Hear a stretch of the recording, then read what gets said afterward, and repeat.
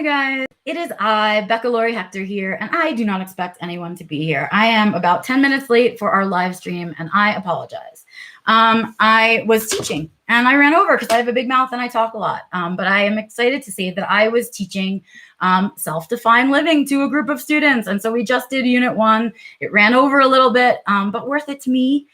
Sorry to be late for the live stream. If you already have disappeared because you waited and then I didn't show up, please catch it afterwards. I would love to see you after the fact and let you guys run through it, the live stream. So welcome to Being Becca Live. I am Becca Lori Hector, and this is where we as a group kind of come together once a week and talk about what it's like to live as an autistic adult right now, in the now, and kind of the stuff that I'm struggling with, that I still struggle with as an autistic adult. Hey, Bill, thanks for hanging out and staying around. Sorry that I'm late, but I had a teaching mouth on, and so I went over a little bit. In any case, here we go.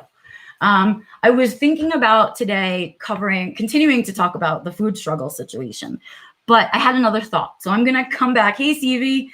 So I'm going to come back to the food struggle situation next week, I think, because what I want to talk about today is something that I think is really important. Hey, Joe. It's really important, I think, to our well-being as autistic adults, and something that I still struggle with, and I don't have a solution. I don't have a solution for it. I just know we need to do better, right? And so here's the thing we're going to talk about today. We're going to talk about doctor-dentist avoidance. I want to talk about what it is that keeps us as autistics away from the doctor and wanting to interact with the doctor and the dentist and any kind of person in that field, and kind of what could be done to make it a little bit better for us. So I'm somebody who struggles. I struggle a lot with trusting the doctor, with trusting dentists, with trusting just about anybody, but especially people that are in charge of my physical well-being, because it makes me feel uncomfortable for a couple of reasons. First of all, I'm autistic and I don't like being touched a lot. So I don't like it when they have to do a lot of things to you, right? More stickers for adults. Yeah, Joe, why don't we get stickers anymore? It's a good call. But yeah, like, what is the deal, right? I mean, why does it have to feel so uncomfortable? Well, it does. It always feels, and this is so horrible to say, but when I go to the doctor for an exam, hey, Nancy, when I go to the doctor for an exam, I feel like I get like a slightly, I'm questioning whether I should say this out loud because I feel like a lot of people could attack me for it, but I'm going to say it anyway. I feel a little slightly rapey vibe from it, from going to the doctor. I feel invaded. I feel like my boundaries are being crossed. I feel vulnerable and uncomfortable. And all of those things happen to me at an exam with the doctor. So I always want to be comfortable with the doctor, but I am never comfortable. And I think that happens for a couple of reasons. I think part of it is past trauma for me, right? I've had a history of going to doctors who have not diagnosed me correctly, who have mismedicated me, who have not listened or validated my reality about my experiences, right? That's my past experience with doctors. And so I can't quite turn that off, right? I know those things to still be true about them, and that doctors are just human beings. And so of course they're not perfect. They're going to make mistakes. They're going to whatever. And so I need to make sure that I'm picking a doctor that I like, but I don't like any of them. And I've never liked any of them. And because of that, I hate it. I hate it. I hate having to call the doctor's office. I hate having to reorder a prescription. I hate having to go in for my yearly exam. I hate when something doesn't feel good and I have to go in on top of not feeling good, but then I have to go into this uncomfortable situation, right? The whole thing is just, I don't know. It's really traumatizing to me and I really hate it. So I just recently, I'm thinking about it because I take some medications, right? I'm on 3 different medications for my blood pressure. I've always had high blood pressure, probably because of my anxiety, but it really got exacerbated when my mom was sick and dying and I was her sole caregiver and I had to take all that on. So my blood pressure kind of went cuckoo from the cortisol of stress. And so now on 3 medications. And so you usually don't have trouble getting those kinds of prescriptions refilled. They don't just, it's not like it's an addictive medication or I need a triplicate prescription, and it's for my blood pressure. You don't really take those for fun. It's just not like that, right? So I'd had no problems, right? Well, recently I had to order one of my prescriptions and they denied it for no reason. And I couldn't figure it out, right? And it's a blood pressure medicine. So I keep telling the pharmacy to keep trying because I know what I need to do. And what I should do is call the doctor's office and say, why aren't you refilling it, right? But I can't, I'm paralyzed. It's like my selective mutism kicks in when it's involving calling the doctor or calling the dentist, I swear. Unless I'm pissed, unless I'm like really angry about it and I feel like my rights were violated, and then the anger fuels the phone call and I'm okay, right? But here this happens now. So what did I do? Well, I didn't do a good thing and I didn't do a right thing, and I should have made the phone call, but I hate it so much that I avoided it. So I didn't do it, and I just kept asking them to refill. Well, finally, yesterday, I think it was yesterday, the day before, Antonio called the doctor for me. Okay? So yes, he called the doctor for me and he said, well, why isn't this being refilled? And the lady said, well, we have her in the computer as Rebecca Laurie, and they are asking for a refill on Rebecca Hector, and we don't have a Rebecca Hector in our system. Well, duh. They had never made the name change for me in their system. So I'm not Rebecca Laurie Hector in their system. I'm just Rebecca Laurie. And so they were like, who is this Rebecca Hector that needs a refill? We don't have that patient. And they were denying it. So I went 2 weeks off my medication because I didn't want to make that phone call. I think that's really fucked up. I just want to say that. I just think it's really fucked up that at 44 years old, that's the shit that I'm dealing with, because the older I get, the more I'm going to need a doctor, right? And I don't want to go. And I know that's not okay, right? I know that's not an okay way to live. I know that's not a good example to be.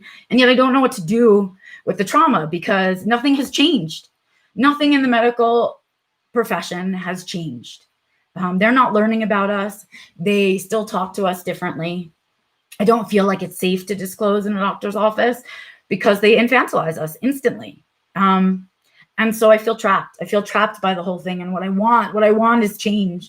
What I want is autism to be taught in medical schools. What I want is for the stigma and the stereotypes to be gone.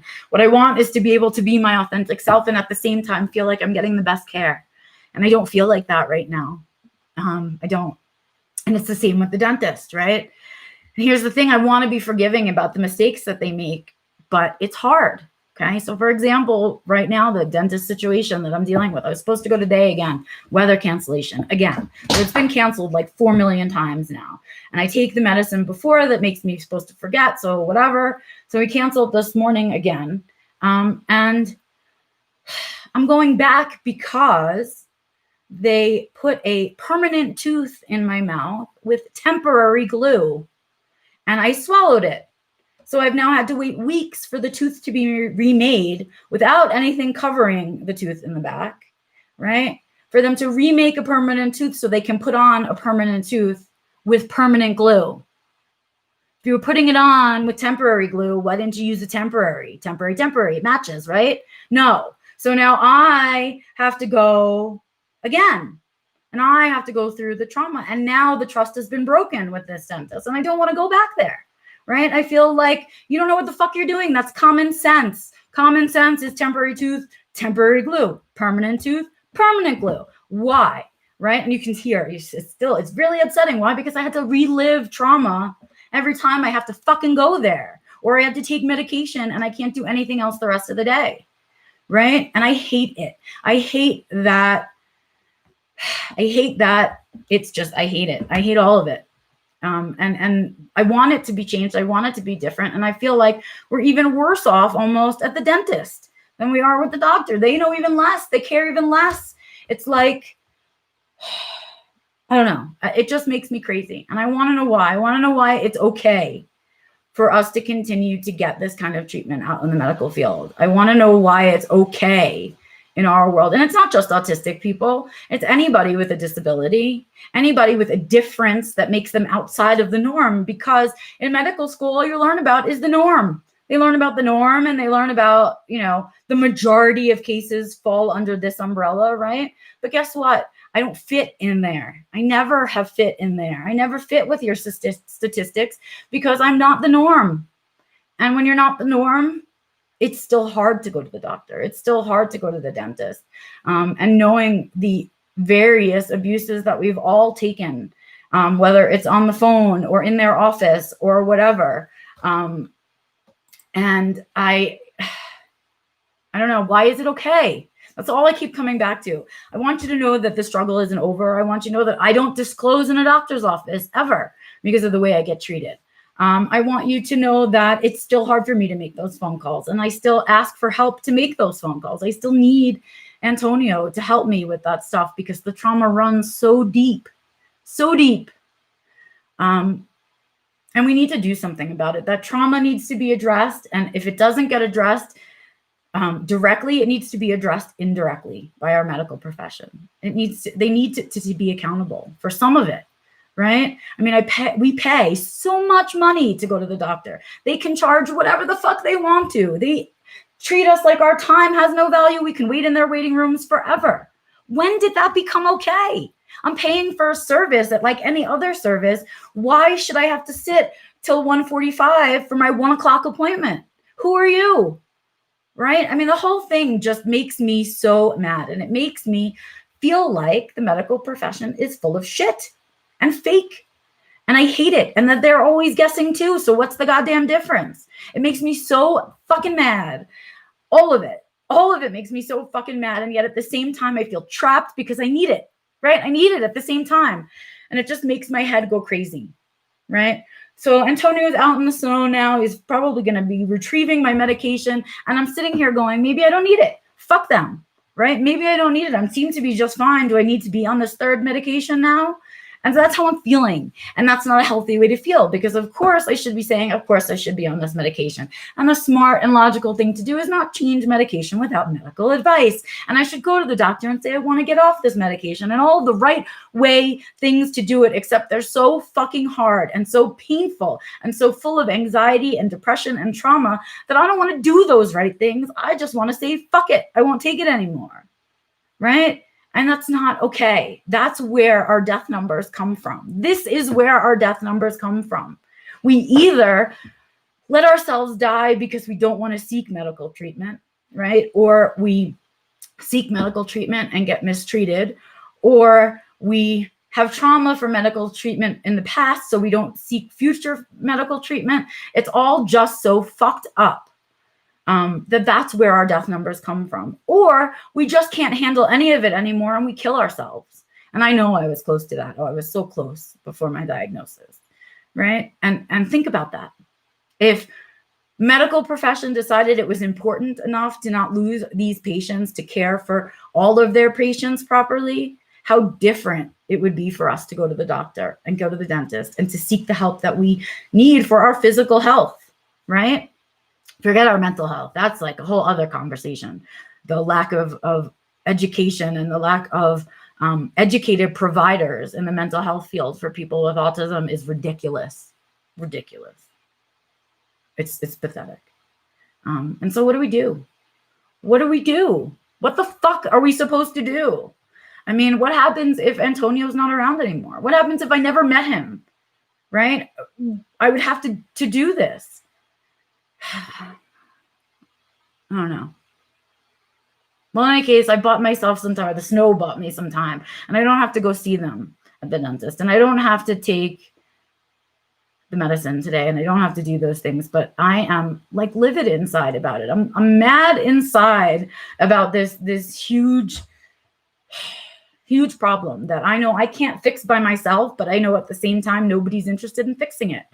And so, what do I do with that? Where do we take it? What do we do as advocates? What do we do as autistics who just want to live the best life we have or could have? And I can't even go to the fucking doctor. I don't even want to call. Yeah. So what happens if I get the Alzheimer's that my grandmother had? What does that look like? What does Alzheimer's and autism look like together in the same brain? Won't that be fascinating? And I know I'm going to be surrounded by a bunch of doctors who don't know shit and aren't going to be able to do anything for me. And I'm not going to have the ability to explain to them because of the Alzheimer's. So what happens then, right? What happens if I get pancreatic cancer like my mother and I have 6 months to live and I don't want chemo, but nobody will listen to me? Yeah. So that's the deal. That's the stuff I'm worried about today. That's where I'm thinking about. And so on top of the food struggles that I'm still having that I will continue to talk about next week because I've had some other thoughts, this is what I'm thinking about today. I'm just thinking about how fucked up it all is and how I probably won't see a change in my lifetime. I can't even get into the medical schools to talk to them about this for free. I can't even get in there. That's how little they're interested. What about that? What about that? So that's what I got to say. Sorry, it's not a positive, upbeat show today. Sorry I was late, really. But that's the stuff I'm scared of. And that's the stuff that I'm dealing with today as an autistic adult. That's my reality. And I see you guys are over there in chat talking. So I'm going to go catch up. Oh, yeah. The minute. Okay. And then we're talking about over here that I didn't even talk about how limited our medical care is when we're forced to be on Medicaid. Right. And how little there is available to us. And that stuff. And those people are even less trained. They get even less continuing ed. And it's just even worse. Right. So, yeah. So that's what we're talking about. Everybody, yeah, we're all having the same struggle. How are we all having the same fucking struggle and there's nothing being done about it? This is a shout out to you, medical schools. I will come to your school for free. Well, virtually these days. I will virtually speak at your medical school for free about what you can be doing better for your autistic patients if you just reach out to me. info@BeccaLorry.com, LORY.com. And I will come virtually and speak at your school for free, however many times you want me to, if you guys would just start fucking taking our needs seriously, really seriously, because it's not okay. When you know better, you're supposed to do better, and you guys know better. And there isn't any doing better. There isn't any. So I'm here. I'm available. I am available to you, medical schools, when you are ready to add autism into your teaching, because there is a lot of the population that would benefit and that are instead dying slowly, right? Not a joke. So yeah. Anyway, Stevie, you can share your video with your, please share this video with your doctors if you want to. I don't care. As long as my cursing doesn't offend them and they're pretty pieces, you can absolutely share this video with them, right? Because it's my real struggle. It's your real struggle. It's our real life struggle, right? It's no joke. In fact, maybe I'll share it too. Who knows? But yeah, thanks for listening, you guys. Thanks for letting me just kind of lay it all out there. I apologize for being late again. I was teaching and it ran over. Those guys are on Unit 1 and they are at the beginning of their journey. There is so much good that is about to happen for them. And I'm so excited to be a part of it. I just wish I wasn't so pissed off today about just yeah. So thanks for listening, you guys. Thanks so much for joining me, be it late. Thanks so much for spending your spoons and your energy with me. Thumbs up if you liked it. Thumbs down if you don't agree. Love to see you in the comments talking to me about how you feel about this. And again, of course, feel free to share it. If you feel this way, let our doctors know. Let's share the shit out of this video. So these doctors have to talk about it. So they have to deal with it. So they have to know that I am an autistic person that lives openly autistic all over the interwebs and everywhere else in my life, but I will not disclose in your offices because I feel unsafe and like I'm not getting the treatment that I need if I disclose. So take that and think about that and let me know when you're ready to hear more because I'm out there, yo. Anyway, that's it, you guys. I will be back on Sunday with Growing Gratitude for those of you that joined me for Growing Gratitude. And for those of you that don't, I will be back next Tuesday right here on Being Becca Live on my YouTube channel. And I think we're going to return to food struggles and we're going to talk about picky eating and other fun things we get to hear about our food struggles next week on Being Becca Live. That's it for me for now. I know I will see you guys out there on the interweb. Please, your thumbs up. Let me know that you're doing that you're enjoying what I'm doing, and thumbs down. Let me know that I got something to work on.